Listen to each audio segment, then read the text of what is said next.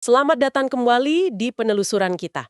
Kali ini kita coba telusuri asal-usul fenomena yang mungkin sering Anda alami tanpa sadar.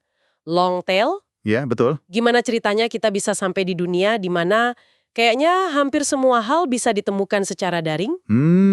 Sumber kita kali ini, bab 3 dari buku The Long Tail, kita lihat sejarah inovasi di baliknya. Intinya kan soal pilihan yang seolah nggak terbatas itu. Benar sekali. Dan yang menarik, ini tuh bukan semata-mata ciptaan internet loh. Oh ya? Internet sebenarnya berdiri di atas fondasi inovasi bisnis yang udah berjalan lebih dari seabad. Cara kita bikin, nemuin, distribusiin, sampai jual barang. Jadi internet bukan yang pertama ya? Internet lebih kayak puncak dari evolusi panjang ini. Katalisnya, gitu. Oke. Jadi kalau gitu kita mulai dari mana nih? Bab 3 ini membawa kita cukup jauh ke belakang ya? Iya, kita mundur ke akhir abad ke-19. Ke Sears, Roebuck Co. Sears ya? Saya coba bayangin jadi petani di Kansas waktu itu, toko terdekat jauh banget. Terus datang katalog Sears 1897, tebalnya 78 halaman. Wow. Dijuluki buku harapan. Isinya macam-macam, dari sabun sampai revolver 68 sen. Harganya juga jauh lebih murah dari toko lokal. Revolusioner banget ya saat itu. Tepat. Sears ini bisa dibilang memecahkan masalah mendasar. Apa ya namanya? Tirani lokalitas, keterbatasan geografis. Maksudnya? Ya, mereka pakai gudang terpusat raksasa di Chicago. Sistem pemrosesan pesanannya juga efisien untuk masanya. Ini contoh awal gimana caranya ngumpulin permintaan dari area luas, terus nawarin variasi produk yang ya mustahil disediain toko lokal kecil. Jadi langkah pertama itu mengatasi jarak ya? Oke.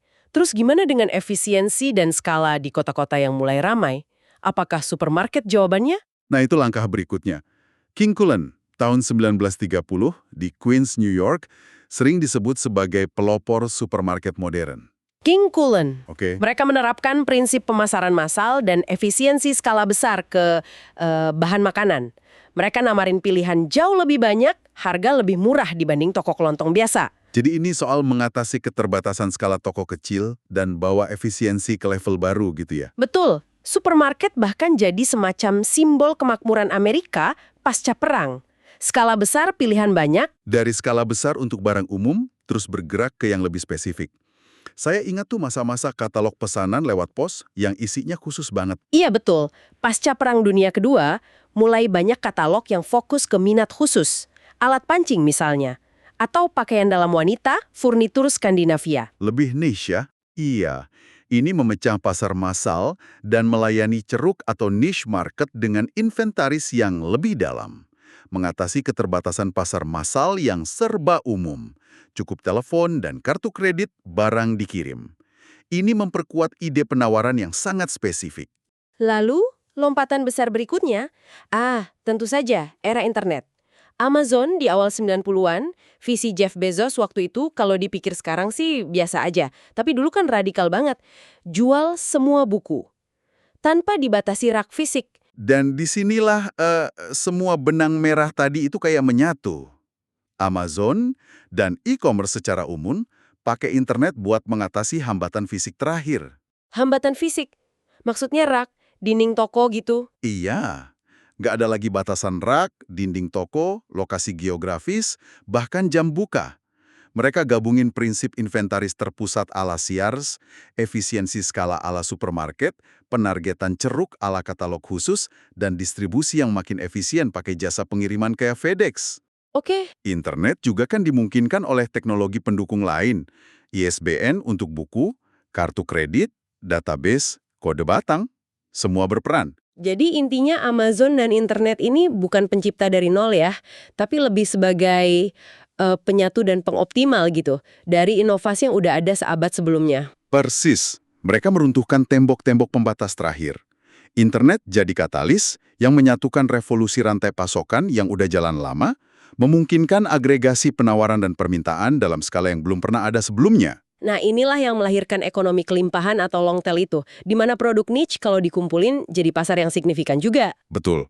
Penghapusan hambatan fisik dan ekonomi secara bertahap ya puncaknya di era digital ini. Jadi Pengalaman Anda nih saat menjelajah online hari ini, nemu barang aneh atau buku langka dengan mudah, itu sebenarnya hasil perjalanan panjang sejak petani di Kansas buka katalog Sears-nya. Dari buku harapan ke rak virtual tak terbatas, sebuah evolusi menuju kelimpahan pilihan. Iya. Sungguh perjalanan yang menarik ya melihat gimana batasan-batasan itu satu persatu diatasi. Dari jarak, skala, spesialisasi, sampai fisik. Dan ini membawa kita pada pemikiran penutup mungkin ya, untuk Anda renungkan. Apa tuh? Kalau tren menuju kelimpahan ini udah berjalan jauh sebelum internet dominan, kira-kira di sektor atau sistem non-digital mana lagi saat ini yang masih terkungkung oleh kelangkaan model lama, yang mungkin siap untuk didobrak oleh gelombang akses dan variasi berikutnya? Wah, menarik itu. Sesuatu untuk kita pikirkan bersama. Sampai jumpa di penelusuran kita selanjutnya.